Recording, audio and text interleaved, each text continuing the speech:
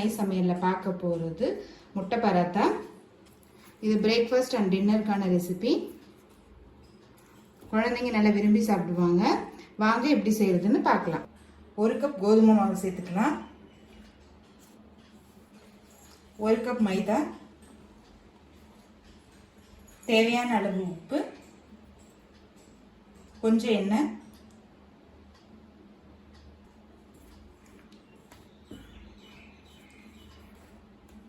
நீங்கள் விருப்பப்பட்டால் ஃபுல்லாக கோதுமை மாவுலையும் பண்ணலாம், இல்லைன்னா ஃபுல்லாக மைதாலையும் பண்ணலாங்க.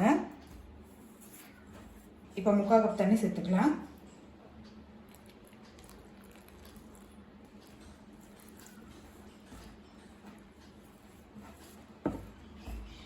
இன்னும் ஒரு 1/4 கப் தண்ணி சேர்த்துக்கலாம்.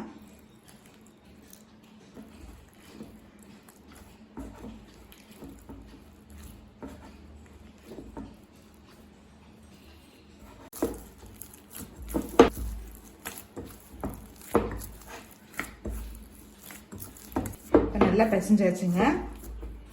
இது மேலே கொஞ்சமா எண்ணெய் சேர்த்துக்கலாம்.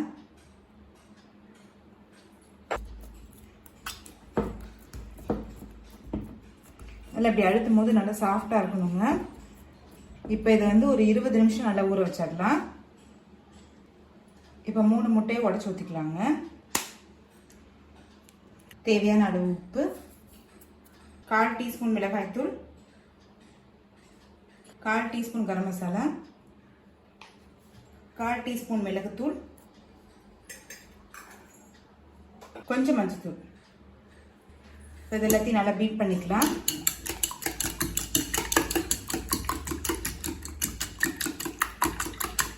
பொடியான நறுக்குன்னு 2 டேபிள் ஸ்பூன் வெங்காயத்தை சேர்த்துக்கலாம்.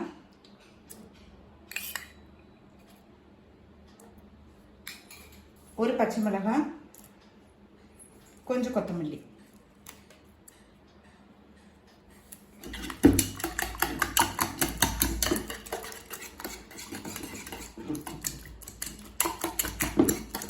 இது எல்லாத்தையும் நல்லா பீட் பண்ணியாச்சுங்க. இப்போ இதை எடுத்து தனியாக வச்சிடலாம். இப்போ 20 நிமிஷம் ஆயிடுச்சுங்க. இப்போ பாருங்க நல்லா சாஃப்ட் ஆயிடுச்சு. அடுத்தது நல்லா மெல்லிசா தேய்ச்சிக்கலாங்க.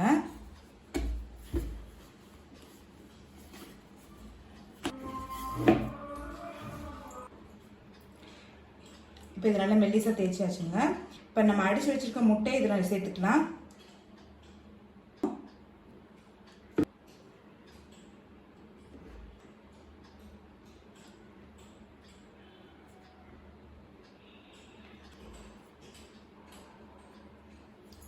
உங்களால் எந்த அளவுக்கு மெல்லிசா தேய்க்க முடியுமோ தேய்ச்சிக்கோங்க.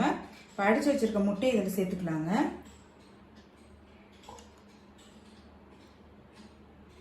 சைடில் மூடிக்கலாம் ஃபர்ஸ்ட்டு. இப்போ எக் பராத்தா ரெடி ஆயிடுச்சு.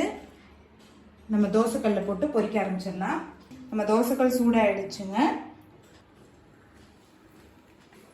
ஏன்னா நமக்கு உள்ள மாவு வேகணும், அதனால தான் கொஞ்சம் எண்ணெய் அதிகமாக விட்டுருக்கேன். நீங்கள் விருப்பப்பட்டீங்கன்னா கொஞ்சம் கம்மியாக கூட போட்டுக்கலாம். நீங்கள் ஸ்டவ்வை ஸ்லோலே வச்சுக்கோங்க. ஹையில் வச்சுருந்தீங்கன்னா உள்ளே வேகாது நமக்கு. இப்போ ஒரு சைடு நல்லா கலர் மாறிடுச்சுங்க. மெதுவாக திருப்பி போட்டுக்கலாம்.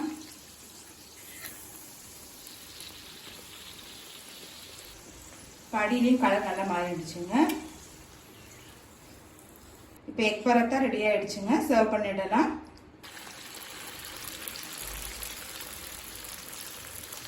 இதை மெதுவாக திருப்பிக்கலாங்க.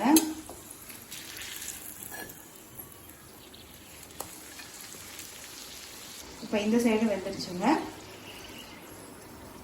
இப்போ முட்டை பராத்தா ரெடி ஆயிடுச்சு. சர்வ் பண்ணிடலாம்.